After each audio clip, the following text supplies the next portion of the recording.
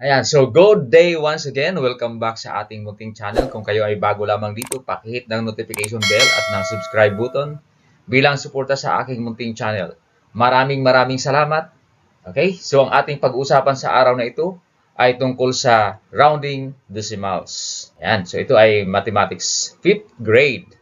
Okay, so wag na natin patagalin. Let us proceed with the discussion. So, let's go! So, how to round up decimals? Paano ba mag-round up ng decimal numbers? Okay, may mga rules tayo na dapat sundin. Ano-ano ang mga rules na yan? Una, determine the rounding place. Number 2, look at the digit to the right of the rounding place. Number 3, if the digit on the right of the rounding place is 0, 1, 2, 3, and 4, round down and retain the digit in the rounding place. And number 4, if the digit on the right of the rounding place is 5, 6, 7, 8, and 9, round up and add 1 to the digit in the rounding place. So, let us have an example. Okay, our example is 1 and 264 thousandths. First, determine the rounding place. So, what number are we going to round up?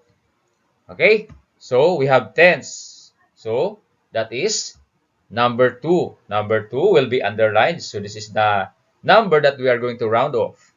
So, number 2 rule, we have look at the digit to the right of the rounding place. That is number 6.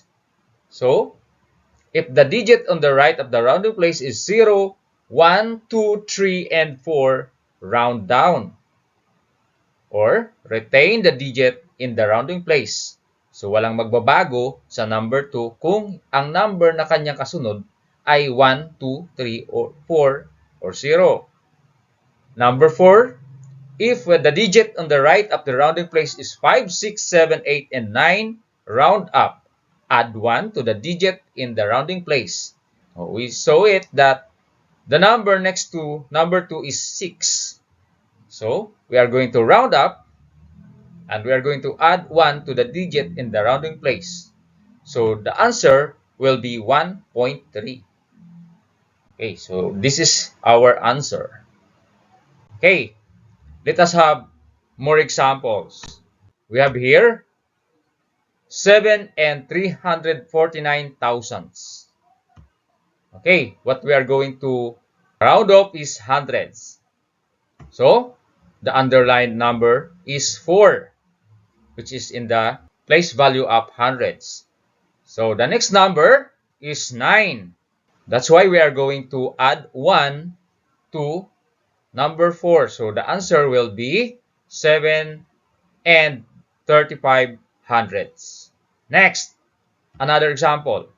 We have 2,176 ten thousandths.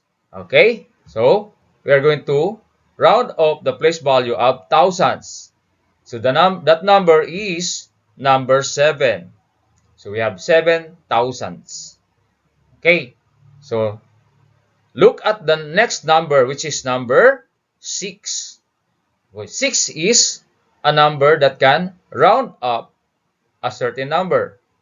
O sige, makakapag. O yan. Ang sunod na number na 6 ay makakapag-round up. That's why, ang magiging sagot natin dito ay 218 thousandths. Okay? Another example. We have here 16 and 524 thousandths. What number are we going to round up? So, we're going to round up a whole number, which is number 6. Now, next to number 6 is the decimal point. Okay? And then, next to the decimal point is a number that is 5. A number that can round up a certain number. So, that's why the answer will be 17. Okay? Next, we have 264 thousandths. Okay? What place value are we going to round off? So, the place value is tens. So, we have number 2, that is 2 tenths. The next number to 2 is 6. 6 is a number that can round up. That's why the answer is 3 tenths. Okay, that's all for today's video. Thank you for watching. Mabuhay and God bless!